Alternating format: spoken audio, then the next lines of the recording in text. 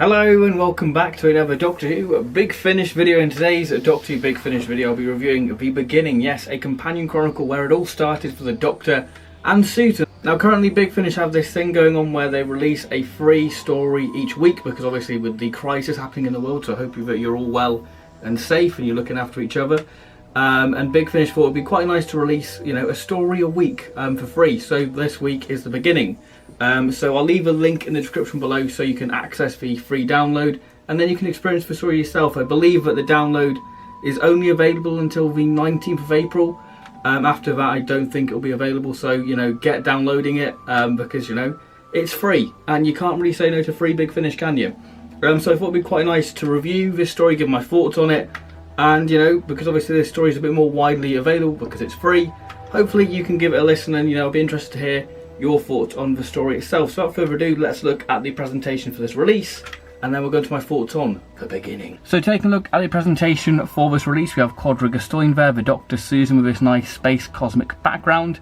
And fun Big Finish trivia fact, this cover was altered because the original cover, the TARDIS was sort of a triangular sort of shape, much like the Rani's TARDIS. But they changed the cover to the cylindrical design to be more in keeping with how the TARDIS first appeared in the name of the Doctor. So we've got Doctor Who, The Beginning, Carolyn Ford performs The Beginning by Mark Platt, the William Hartnell banner there.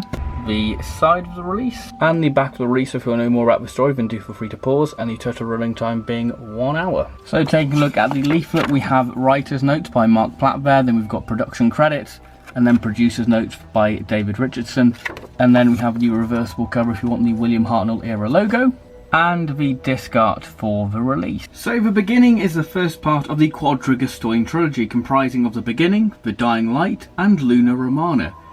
So The Beginning itself, it's a bit of a risky story, as it is the beginning of the Doctor and Susan adventure in time and space, stealing a TARDIS and off to see the wonders of the universe. Now I will say Mark Platt is no stranger to dealing with the Doctor's origins with him writing Lungbarrow, and I feel Mark Platt handled this story with great care, with things being left ambiguous and with us still wondering about certain things, and I have to say that I really do enjoy this story. Part 1, The First Flight. So we have this very action-packed start with the Doctor and Susan are fleeing the guards and being pushed down to the lower levels of the city towards the repair shop, with the Doctor having this floating brown casket, which is never outrightly said what it is. By the sound of it, it definitely seems to be the hand of Omega, but I guess that's for you to judge. We have the Doctor talking to someone while Susan is in a different TARDIS, and the Doctor picks the TARDIS next to the one the Doctor originally picked. So I guess the person the Doctor is speaking to was Clara, so that ties in nicely with the start of the name of the Doctor.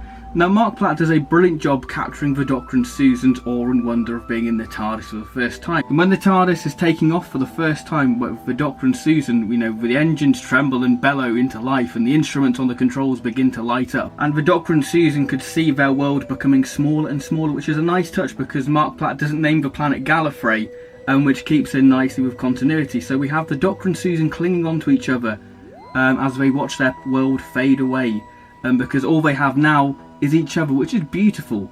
And there is an underlying sadness, but they know they had to go away, because the Doctor's views were destructive and he couldn't sit back and watch. So you wonder, what did the Doctor do and what did the Doctor lose? Though they lost something, they gained the wonders of the universe to discover. So we explore the TARDIS, we see Susan getting the name of the TARDIS, the food machine makes an appearance, but suddenly the TARDIS loses power.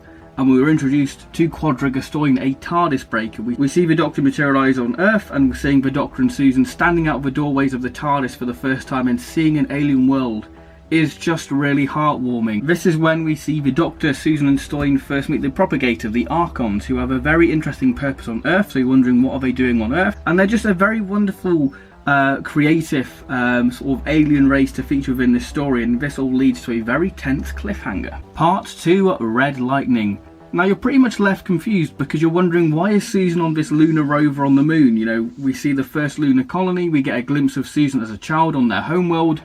It sort of plays with the theme of Susan wanting a place to belong. How can Susan still hear the Doctor even though she's on the moon? We have a great bit of body horror featuring within this story, with worms crawling out of dead humans, and you sort of wonder why the Archon's plan didn't affect the Doctor and Susan and Stoyne, as the Archon plan is in full action as their experiment has been deemed sort of a failure. So the purge commences, and Stoyne has a very interesting role within this part, and you're really left wondering, how can this story conclude in 5 minutes But the ending, I will say, is rather lovely. So moving on to characters now, with the Doctor played by Carole Ann Ford. Now I think Carole Ann Ford does a decent job. She captures the more harsh side of Hartnell's voice, but still manages to remain that sort of twinkle the first Doctor had. And you can definitely hear Hartnell within the dialogue, and I think Mark Platt did a wonderful job capturing the first Doctor, with him being sort of determined to escape, you know, very protective over Susan. We see how reckless he is. But honestly, one of my favourite moments within this story is when the Doctor starts piloting the TARDIS for the first time. And you can really picture the magic of the first Doctor, you know, but he won't rush. You know, he takes great care and pride in, you know, deciding what lever he will move next. It's very, very beautiful that he has that sort of instant connection with the TARDIS straight away. You know, it's just rather beautiful to see that sort of connection forming already. But he is kind of sad for Susan, but he's excited, you know, where shall they go next? But we still have some very classic first Doctor moments, you know, with him standing firm and just won't back down. So I think that this is a really good story for the first Doctor, especially, it just captures the magic of the first Doctor, especially those first scenes in the TARDIS. Susan, played by Carole Ann Ford. I think that Carole Ann Ford does a brilliant job. You know, she's very confused and scared as a character, you know, about what's going on and why they have to leave. As she wants a place to belong, so there is a sadness there, but she knows it's the right thing to do, and she's excited to see the wonders of the universe. And part 2, she really does shine and come into her own, because she comes quite defiant actually, which is rather nice to see Susan sort of standing on her own 2 feet. Quadriga Stoyne, played by Terry Malloy.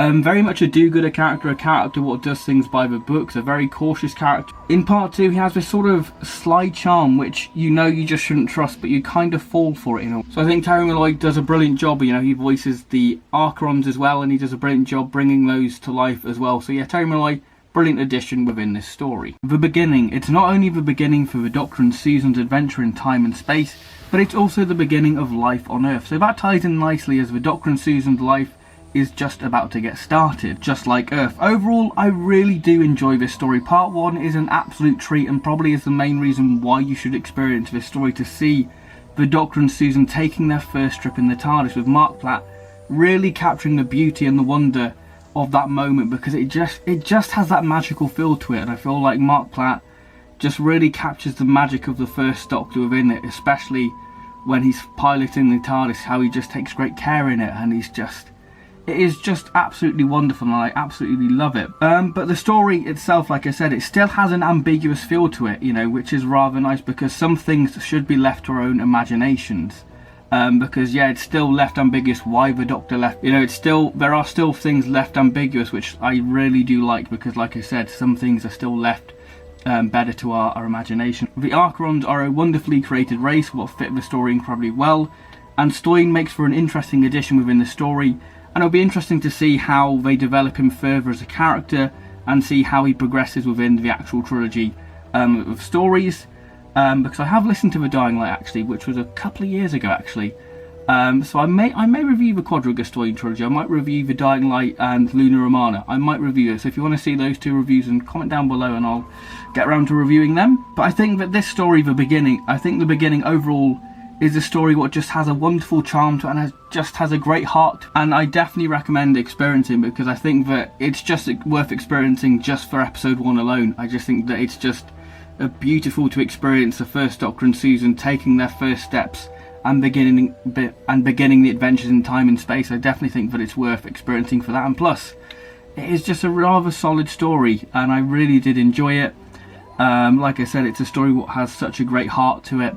And I love it because I feel like Mark Platt just handled this story with care. You know, like I said, still, you know, things are still left ambiguous within the story.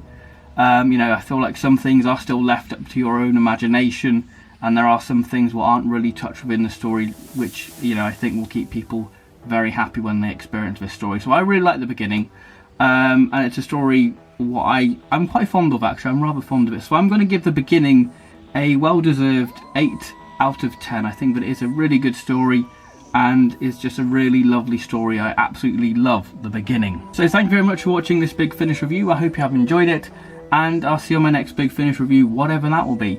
So thank you very much for watching, and I'll see you next time. So thank you very much, and goodbye.